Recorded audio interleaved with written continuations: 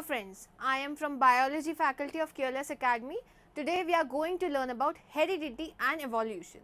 I am sure you will all enjoy learning this lesson. Let's start with our lesson of today. Now, you might have noticed that each one of us different eye color, different hair color, different skin color. Have you ever wondered why this is so? These are all called as variations. All these successful variations are maximized by the process of sexual reproduction. One of the key things we see in the living world all around us is the principle of heredity. A seed from an apple gives rise to apple, not an orange tree.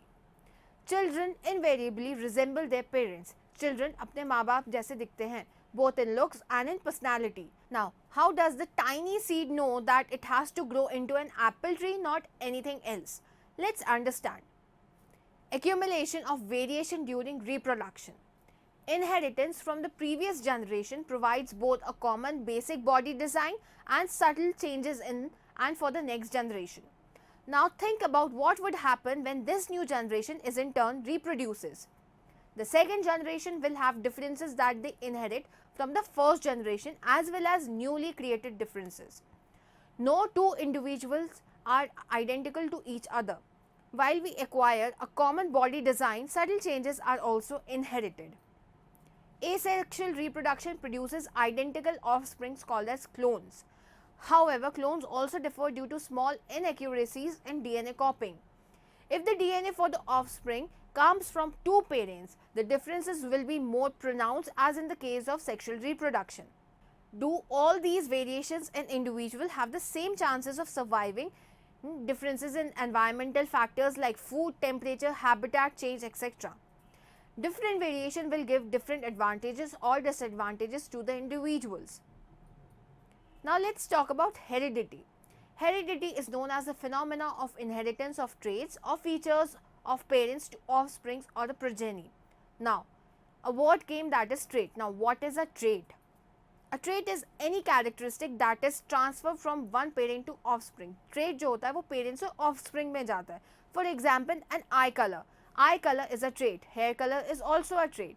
It is the continuity of features from the prior generation to the next, which is present in the fertilized egg or zygote. Now, there are some rules for the inheritance of traits. For thousands of years, peoples have had a general understanding of genetic inheritance, that certain traits can be and sometimes are passed along from one generation to the next. But this knowledge was primarily derived from casual observation rather than from scientific study. ये जो observation थी वो casual observation में थी, कोई scientific study अभी तक हुई नहीं थी. The first major scientific breakthrough in this area came in 1866 when Mendel applied his knowledge of science and mathematics to his experiments on pea plants and established the principle of genetics. In 1857, Mendel began a series of experiments on the pea plant, that is Pisum sativum, to study the pattern of inheritance of various characters. Now, he chose pea plant for three reasons basically. First, pea plants are self-pollinating. Pea plants self-pollinate करते हैं. Second, they are very easy to cultivate. उन्हें उगाना बहुत easy होता है. Third, they have sharply defined characters. उनके characters को हम differentiate कर सकते हैं easily. Now, Mendel chose to study 7 different characters in pea plants. Each of these characters, such as height, seed shape, seed color, etc., had two sharply defined and contrasting traits. Example, tallness and dwarfness for height, round seed and wrinkled seed for seed shape, yellow seed and green seed for seed color. He crossed a variety of pea plants carrying a particular trait. Example, tallness of a character such as height with another variety having a contrasting trait. Example, dwarfness of the same character. Mendel ने दो plants cross करवाए. एक plant होगा tall यानी कि लंबा और दूसरा plant होगा dwarf यानी कि छोटा. These two plants were considered as the parental generation and we denote them as P, capital P. This generation that was produced by crossing these two was called as the first filial generation, that is F1. When the F1 plants were crossed among themselves, the generation that was produced was called as the second filial generation, that is F2. जब F1 generation के plants को हम cross करवाएंगे तो हमें F2 generation मिलेगी. Mendel found out that if true breeding, that is tall capital T plants are crossed with true breeding short, that is small t plants. All the next generation of the plant called F1 are all tall. F1 में जितने भी plants मिलेंगे वो सारे tall होंगे. Next he showed that self-pollinating F1 plants or cross-pollinated with another F1 plants produces F2 generation, with 3/4 of the plants are tall and 1/4 of the plants are short. This indicates that both the tallness and shortness traits were inherited in the F1 plants, but only the tallness trait was expressed. Thus, two copies of traits are inherited in each sexually reproducing organisms. In this explanation, both capital T and capital T small t are tall plants, while only small t and small t is a short plant. In other words, a single copy of capital T is enough to make the plant tall, while both copies have to be T, that is small t, for the plant to be short. Traits like T, that is capital T, are called as dominant traits, while those that behave like small t are called as recessive traits. He came to three important conclusions from these experimental results. First, that the inheritance of each trait is determined by units or factors that are passed on to descendants unchanged.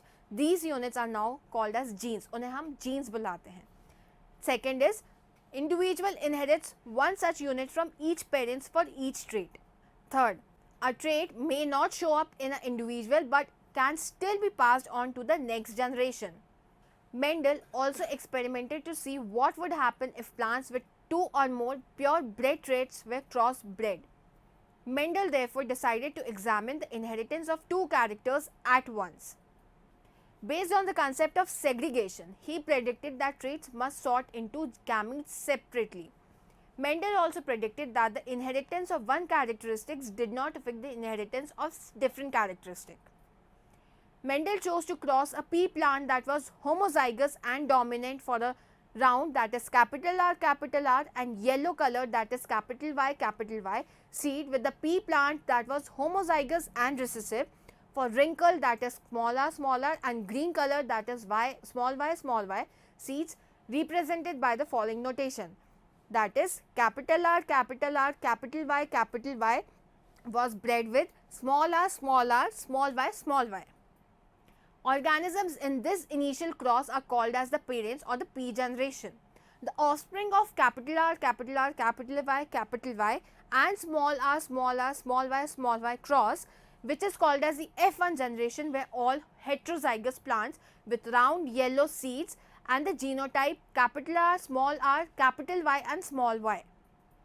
Next, Mendel crossed two plants from the F1 generation. This step is the dihybrid cross and it is represented as capital R, capital Y, small y was bred with capital R, capital Y, small y. Mendel observed that the F2 progeny of this dihybrid cross had a ratio of 9:3:3:1 ratio and produced 9 plants with round yellow seeds, 3 plants with round green seeds, 3 plants with wrinkled yellow seeds and only 1 plant with wrinkled and green seeds. From his experiment, Mendel observed that the pairs of the traits in the parental generation sorted independently from one another from one generation to the next generation. So friends, this was all about the rules for inheritance of traits and Mendel contribution. I hope you enjoyed learning this lesson, and if you have any more doubts, you can go to the following link.